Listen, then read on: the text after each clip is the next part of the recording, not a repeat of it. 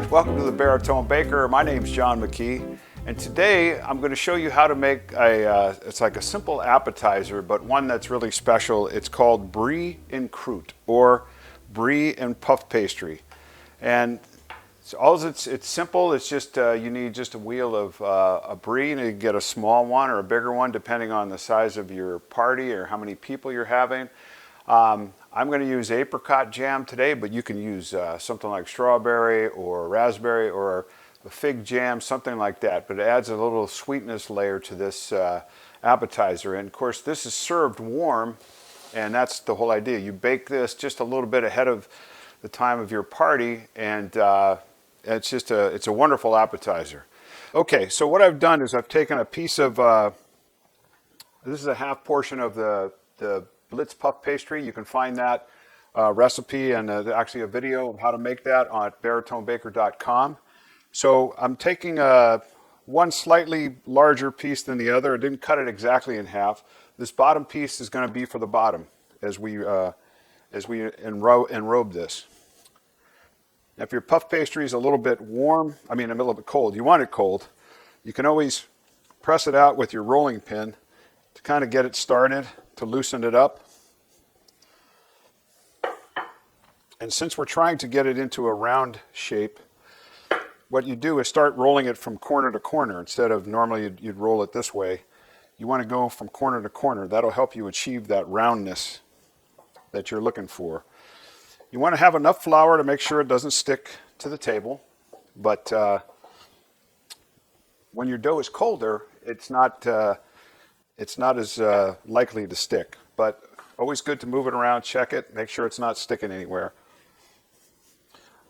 As I've said to many before, when I train people to roll out doughs like this, you always roll from the center outward. Don't go over the edges and kind of thin out the edges. You want to keep everything as equal in thickness as you can.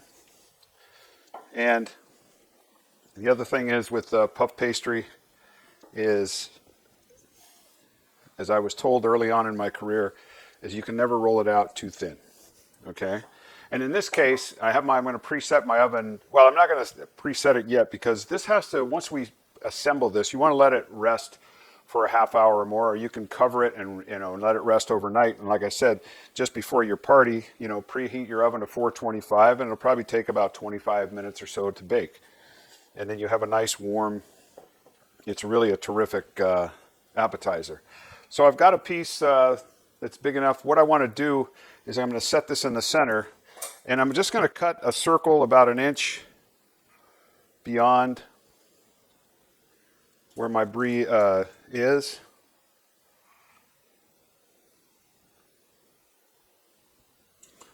Okay, and I'm going to set that dough aside. I'm going to go ahead and set this on I have a pan lined with parchment paper.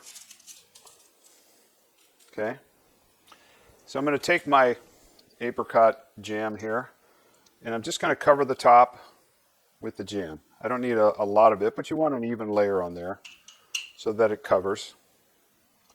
And like I said, if you can imagine the little sweetness with the buttery dough and that melted Brie, this is really a nice appetizer. All right, so I'm going to set that aside while I roll out my other piece of dough. Get this out of my way.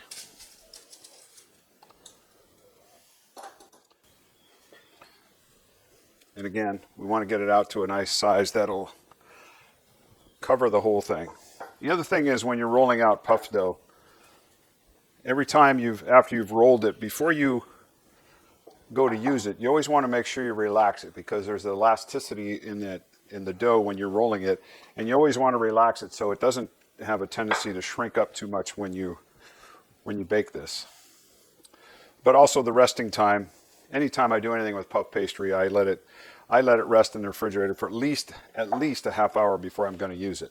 Okay, so what I'm going to do, I'm going to bring my other piece. I have it here. I'm going to take a little bit of egg wash,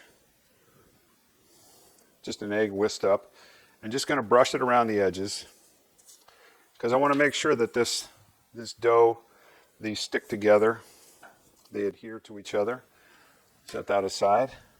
So an easy way to do this, or you can just pick it up by hand if you want, but is just to take a rolling pin and get the dough and just lay it over the top.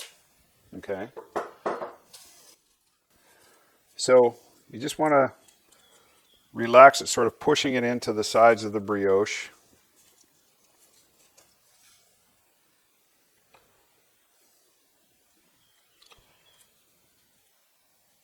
I'm going to get it to adhere to that.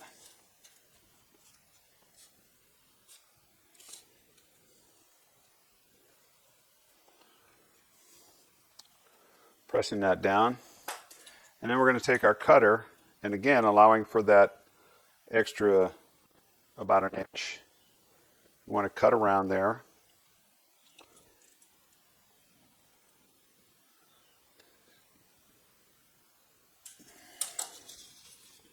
Set that piece of dough aside.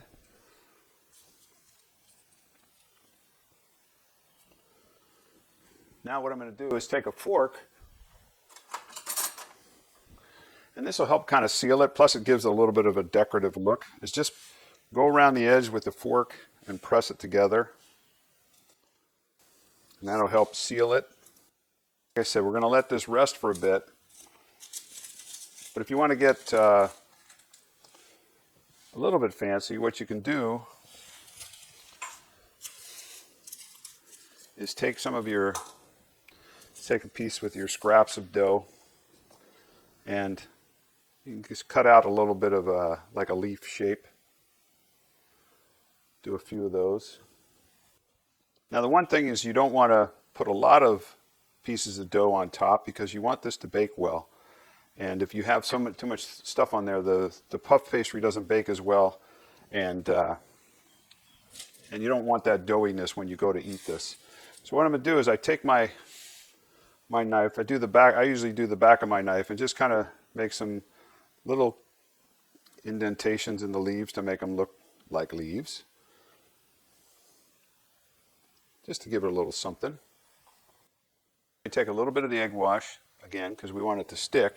You could also stick this on here with water, but we're going to actually egg wash the whole thing when we go to put it in the oven a little later. So I'm going to just do it like so. You have. So we're going to let this rest for at least a half hour. We'll come back, get our oven preset to 425. Whenever you bake puff pastry, you want to bake it at a high temperature, hot and fast. So that layering you've created will give you that nice flaky pastry. And then we'll come back and bake it. All right, so we're back. We have our Brie has been in the cooler for about 30 minutes. And like I said, you could make this the night before. If you're going to keep it overnight, I would cover it with a plastic wrap so it doesn't get a skin on it. So what we're going to do, I've got my oven preheated to 425 degrees. And I'm going to give it a nice brush with the egg wash. Want to coat it all the way around, coat it nicely.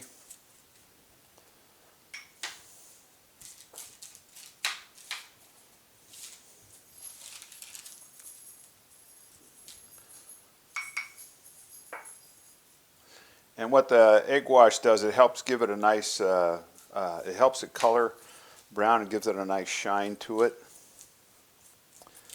And the other thing I do before I put it in the oven is I want to poke a few holes.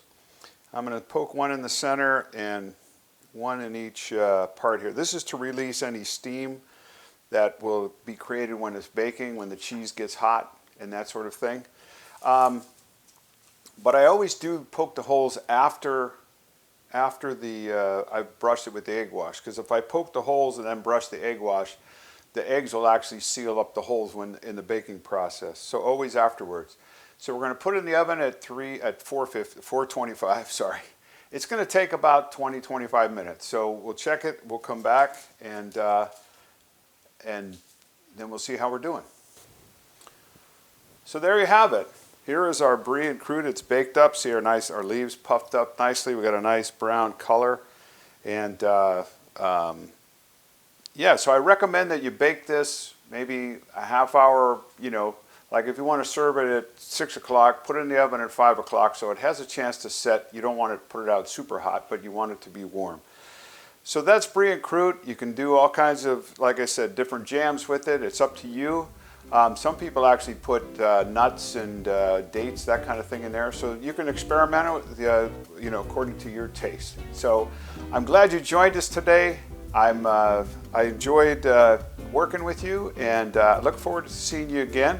Check us out again, baritonebaker.com or the Baritone Baker on Facebook to see what's coming up next and what kind of things are happening. So look forward to it, and let's go bake some fun. Let's bake some fun.